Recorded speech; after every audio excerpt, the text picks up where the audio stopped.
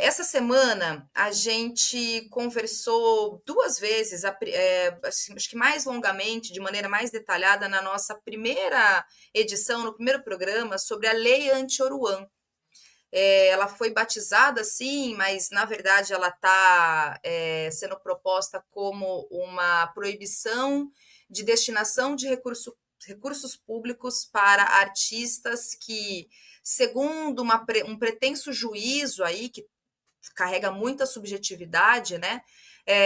Artistas que promovem crime, promovem o uso de drogas, de sexualização de crianças e adolescentes, vêm com essa pretensa ideia de proteger adolescentes e crianças, e isso é uma iniciativa da Amanda Vettorazzo. Ela é membro desse grupelho que é Serviçal do Fascismo no Brasil, o MBL, e ela tem, inclusive, um site, eu estava dando uma olhada, que é um chamamento mesmo, uma espécie de ação coordenada. Eu não vou divulgar aqui, mas acho que é importante que vocês saibam, porque é uma ação coordenada, é algo que está sendo feito como uma ofensiva mesmo, e também como um espantalho, né? Uma forma de tentar não discutir de fato aquilo que é necessário para as cidades todas, para os municípios.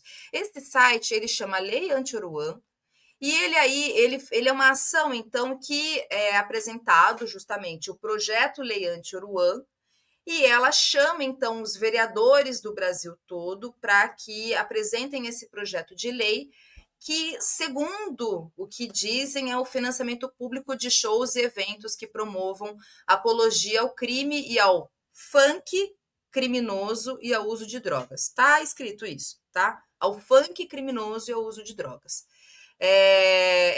Claro, como a gente discutiu aqui com o Tiago Torres, né, o chavoso da USP, na segunda-feira, de maneira muito oportunista, trazer o Oruan para esse debate, a despeito, inclusive, né, do que a gente sabe do histórico do Oruan, e isso não é à toa, mas é um direcionamento para tentar criminalizar o funk.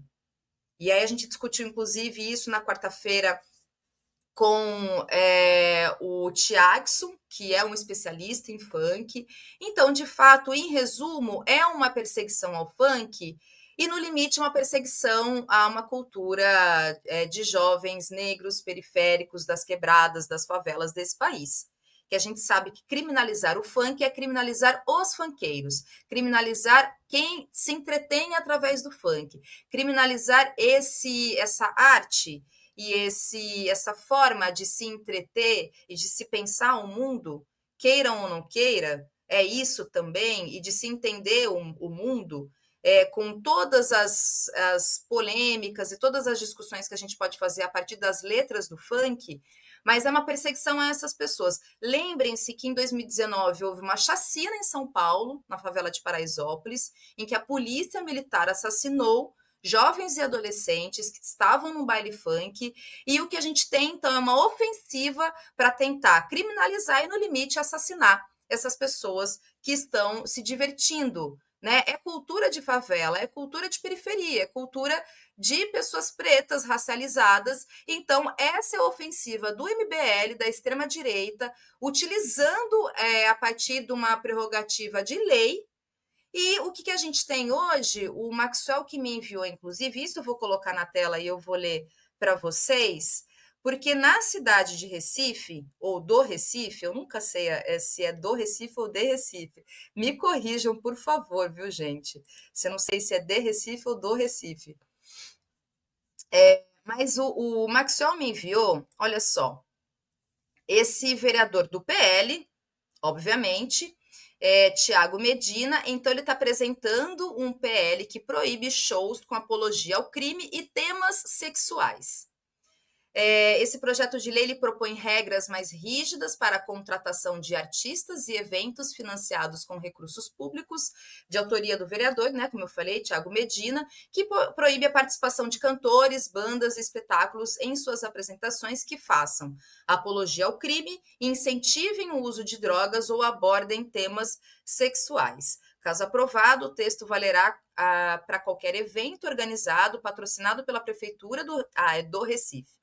Do Recife e seus órgãos, incluindo patrocínios e divulgações oficiais. A princípio, a medida prevê ainda que os contratos firmados com artistas e organizadores deverão conter uma cláusula expressa de proibição desses conteúdos. Aqui fala da penalidade, fiscalização, o que pode acarretar a partir do descumprimento da lei, mas ainda é um PL, é um projeto de lei, ou seja, isso será discutido na Câmara, vai ser apresentado para uma sanção da prefeitura. Inclusive, é importante até para a gente ver qual será o posicionamento do prefeito da cidade, né? Afinal, ele não é, segundo os progressistas, o grande nome da esquerda brasileira? Não é isso que dizem? Que ele é o futuro da esquerda brasileira? Se esse é o futuro da esquerda brasileira, olha, sinceramente, a gente está lascado. De verdade, com tudo que a gente compreende, e quem está em Recife pode dizer melhor do que eu, inclusive o próprio Jones Manuel, mas tem um entendimento de que o prefeito do Recife, né, que a gente sabe que é um governo que está alinhado com o atual governo do presidente Lula, esse ser a figura que representa o futuro da esquerda do Brasil, sinceramente, e uma política que sabemos que é privatista. Aliás, privatização é a palavra de ordem, inclusive, né? Eu fico tentando entender o Taba. Gente, esqueci o nome dele. Ele é namorado da Tabata Amaral. É namorado ainda, né? Da Tabata Amaral. Obrigado, João Campos. E eu me lembrei disso, inclusive. O João Campos, ele trouxe todo um estilo que é criado pela cultura funkeira. Pintou o cabelo, colocou aquele óculos, que eu não lembro agora, tem um nome. Ele fez todo um, né? Tem todo o óculos Juliette. Obrigada, Maxwell. Maxwell me ajudando aqui. O óculos Juliette, fez toda uma personificação, né, do garoto funkeiro. Então, vamos ver como é que ele vai receber esse projeto de lei. Vamos acompanhar e, claro, que a gente vai discutir, vai falar sobre isso aqui. E aí, a gente está viu agora, dei esse exemplo do Recife, certamente terão outros projetos de lei de outros municípios, desses representantes da extrema-direita desse país, né? Esses serviçais do fascismo brasileiro, porque tem uma ação coordenada. Tem uma ação coordenada, isso é fato.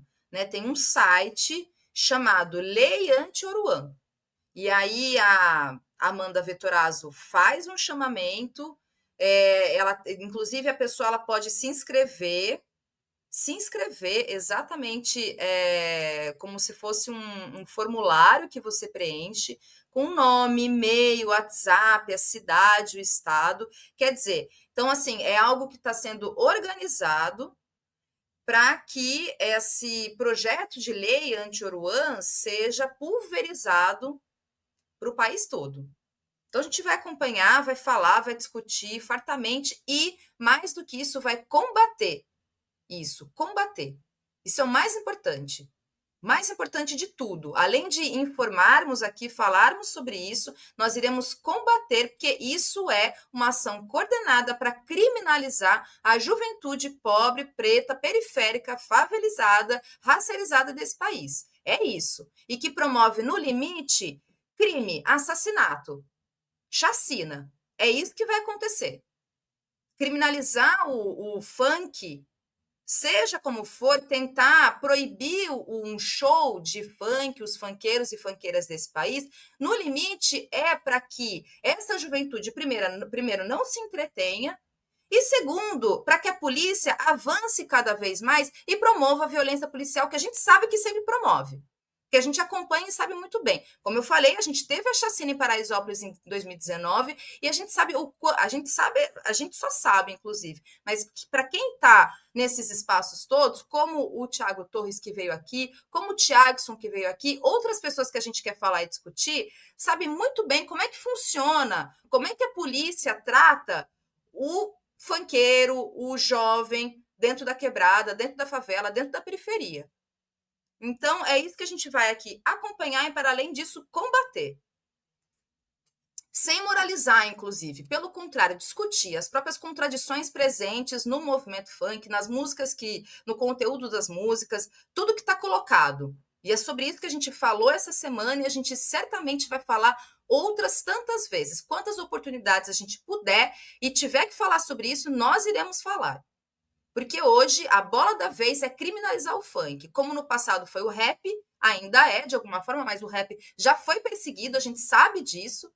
Como numa história um pouco mais antiga, né, ao longo do século XX, o samba foi, e no limite, o que, que é isso? É racismo, racista. Isso é um projeto, acima de tudo e de qualquer coisa, racista.